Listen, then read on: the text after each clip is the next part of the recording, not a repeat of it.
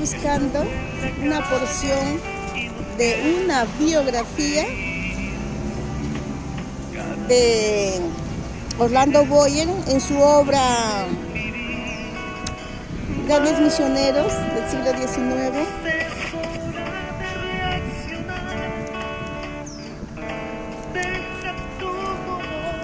Y vamos a ver Spurgeon, el príncipe de los predicadores, Carlos Spurgeon.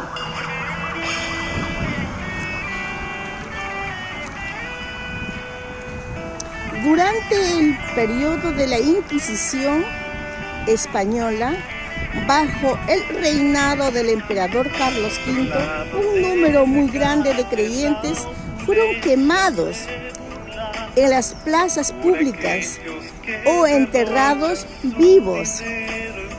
El hijo de Carlos V, Felipe III, en 1567, llevó la persecución hasta los Países Bajos, declarando que aunque le costase 1000 veces su propia vida, él limpiará todo su dominio del protestantismo.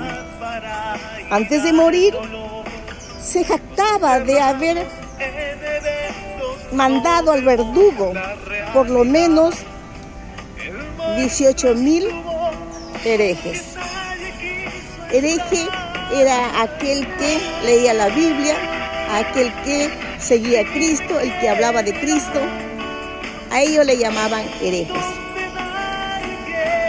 Al comenzar ese reinado de terror en los Países Bajos, muchos millares de creyentes huyeron para Inglaterra. Entre los que escaparon del concilio de sangre se encontraba la familia Spurgeon. En Inglaterra, el pueblo de Dios tampoco se encontraba libre de la persecución. Al mismo tiempo que Juan Bunyan, autor del Progreso del Peregrino, permanecía en la prisión de Bedford, Spurgeon, bisabuelo del tatarabuelo de Carlos, se encontraba preso por segunda vez por haber asistido a un culto evangélico y permaneció casi 4 meses en la cárcel de Chelmsford, donde pasó la mayor parte del tiempo sentado por hallarse demasiado débil para acostarse. Los bisabuelos de Carlos eran creyentes.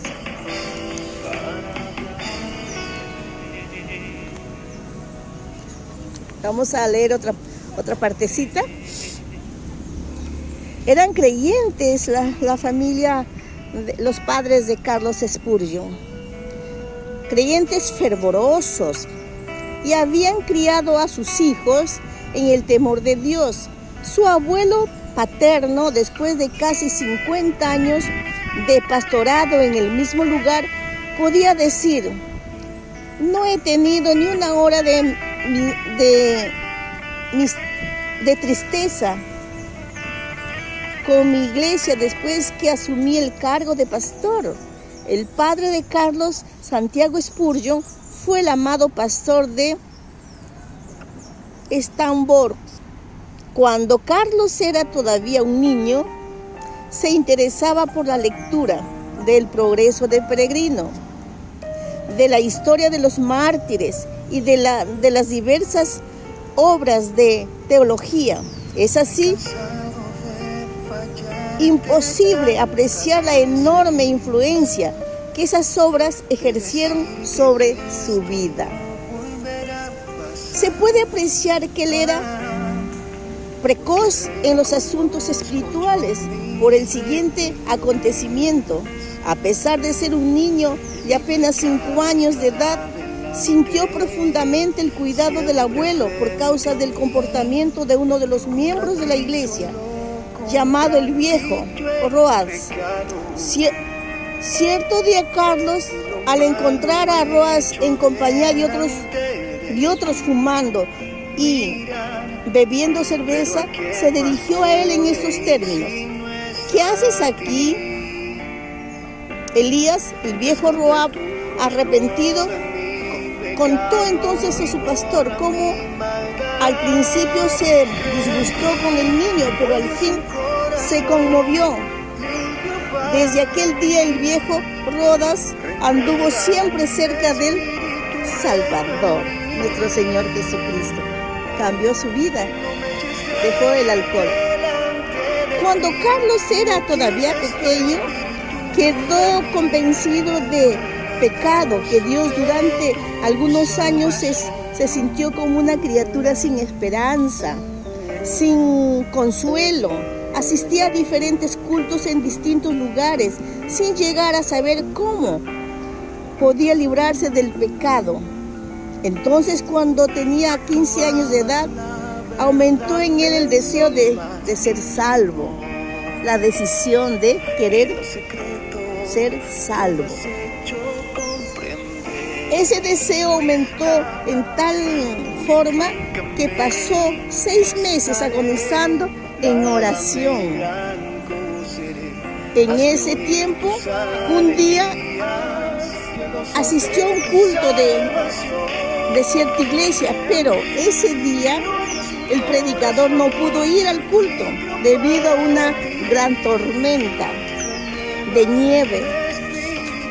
A falta de pastor,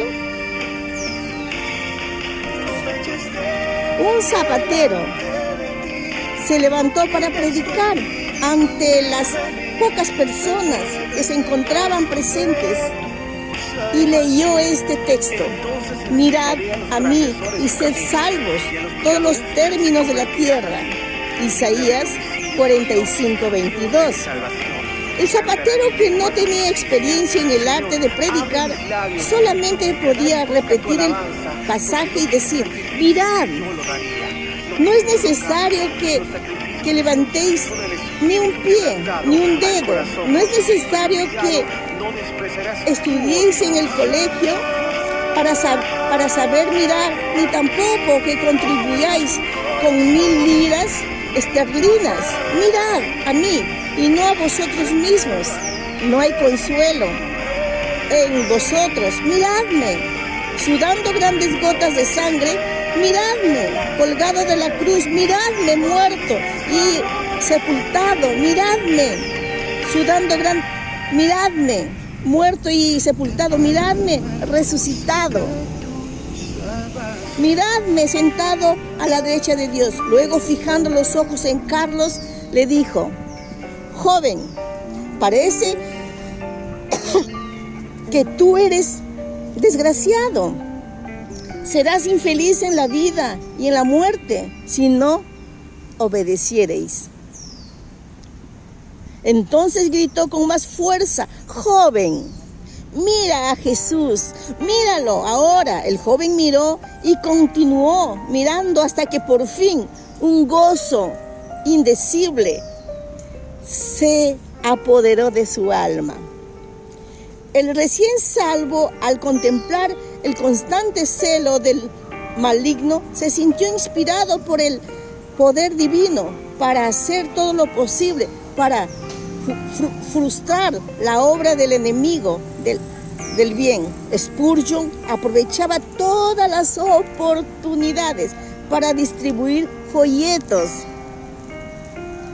Se entregaba de todo corazón a enseñar en la escuela dominical, donde se ganó desde el comienzo el amor de sus alumnos y por intermedio de ellos la presencia de los padres de la escuela dominical. A la edad de 16 años comenzó a predicar acerca de ese hecho. Él dijo lo siguiente: ¿cuántas veces me fue concedido el privilegio de predicar en la cocina de la casa de algún agricultor o en un establo? Algunos meses después de predicar su primer sermón, fue llamado a pastorear la iglesia de Waterbach. Al cabo de 2 años, esa iglesia de 40 miembros pasó a tener 100. El joven predicador deseaba educarse y el director de la escuela superior, que estaba de visita en esa ciudad, le dio una cita para discutir con él ese asunto. Sin embargo, la criada que recibió a Carlos por descuido no llamó al profesor y este salió sin saber que el joven lo estaba esperando. Después, ya en la calle un poco triste, Carlos oyó una voz que le decía: ¿buscas grandes cosas para ti? No las busques. Fue entonces ahí mismo que abandonó la idea de estudiar en ese colegio, convencido de que Dios lo dirigía a otras cosas. No se debe concluir,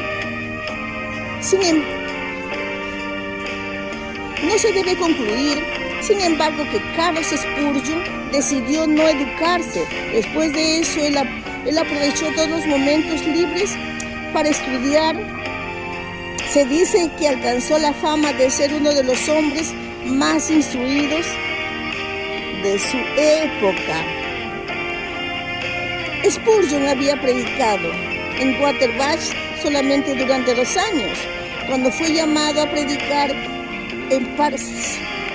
en Londres, el local era inconveniente para los cultos y el templo, que tenía asientos para 1,200 oyentes, era demasiado grande para los auditorios.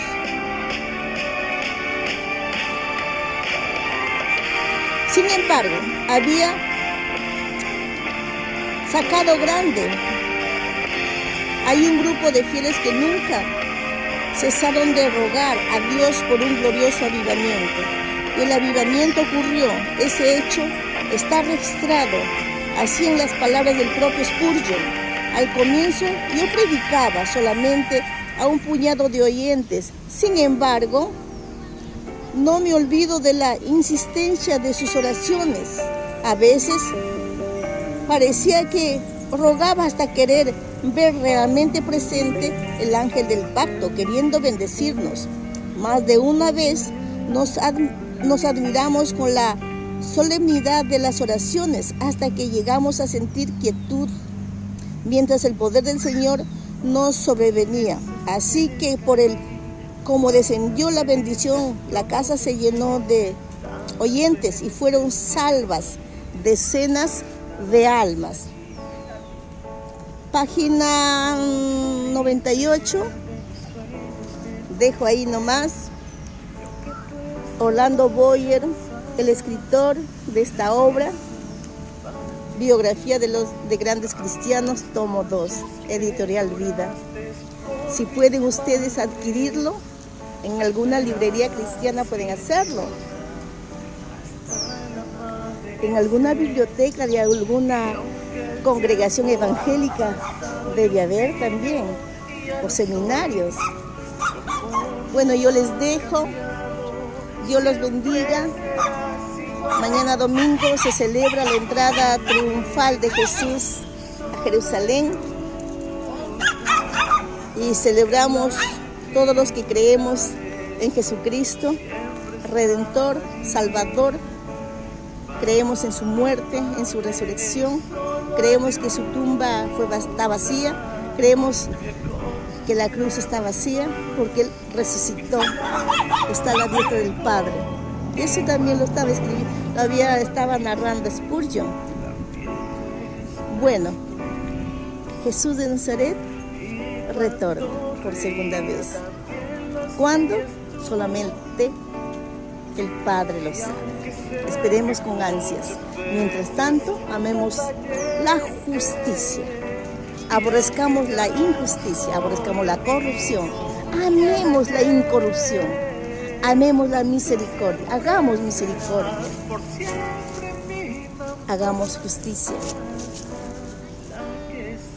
Ayudemos a los necesitados.